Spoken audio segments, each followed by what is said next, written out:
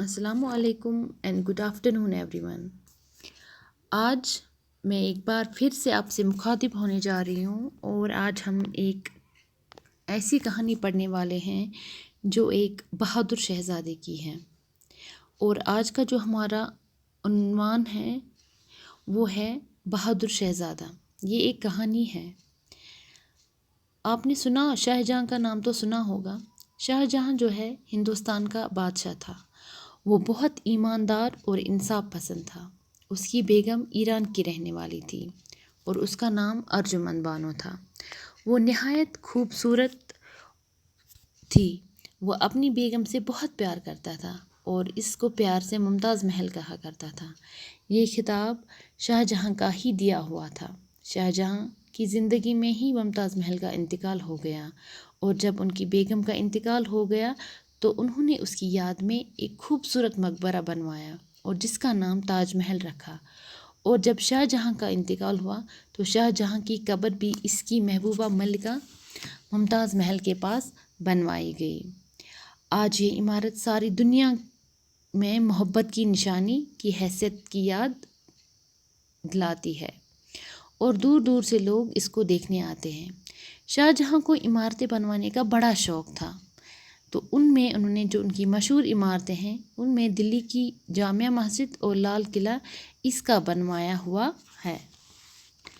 شاہ جہاں جو ہے اس کے 4 بیٹے تھے اور ان کا نام تھا دارالشکوہ، مراد بخش، شجاع اور اورنگزیب۔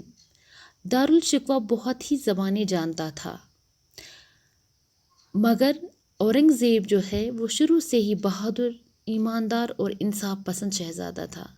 خدا کی عبادت سے کبھی غافل نہ ہوتا تھا۔ آج کی جو یہ کہانی ہے یہ اورنگزیب کے ہی یعنی بہادری کی کہانی ہے۔ خدا کی عبادت سے کبھی غافل نہ ہوتا تھا۔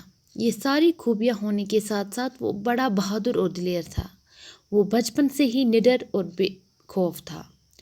شاہ جہاں کو ہاتھی لڑانے کا بہت شوق تھا اور اس کھیل کے لیے اس نے ایک بڑا میدان بنوایا تھا۔ اس میں ہاتھیوں کی لڑائی چل رہی تھی۔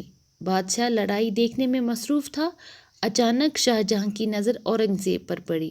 وہ چونک گیا اور اورنگزیب بالکل ہاتھیوں کے قریب کھڑا تھا اور ان کی لڑائی کو دیکھ رہا تھا۔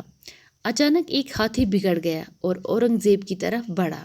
یہ دیکھ کر سب گھبرا گئے، لیکن شہزادہ اورنگزیب ذرا بھی نہ گھبرایا اور اپنی جگہ پر کھڑا رہا، اور جیسے ہی ہاتھی اورنگزیب کے قریب آیا اس نے اپنی تلوار نکال کر اس کو مارا۔ ہاتھی کی سونڈ کٹ گئی اور وہیں گر گیا۔ شاہ جہاں نے دوڑ کر اپنے بیٹے کو اٹھا لیا اور سینے سے لگایا۔ اس کے بعد اس نے اپنے بیٹے سے پوچھا، بیٹے تم بھاگے کیوں نہیں؟ ہاتھی جو تمہارے پاس آ رہا تھا تم اس کو دیکھ کے ڈرے نہیں، تم کیوں نہیں بھاگے؟ اور تو اورنگزیب نے کیا جواب دیا؟ اورنگزیب نے جواب دیا، میں بھاگنے کے لیے پیدا نہیں ہوا ہوں۔ یہ سن کر شاہ جہاں بہت خوش ہوا۔ شہزادہ اورنگزیب کی یہی مستقل مزاجی، دلیری اور بہادری اس کے بہت کام آئی اور آگے چل کر وہ ہندوستان کا بادشاہ بنا، اور اس نے ہندوستان کے تخت پر 50 سال حکومت کی۔ وہ ہمیشہ عوام کے دکھ درد میں شریک رہتا تھا اور ہر طرح سے لوگوں کی امداد کرنے کی کوشش کرتا تھا۔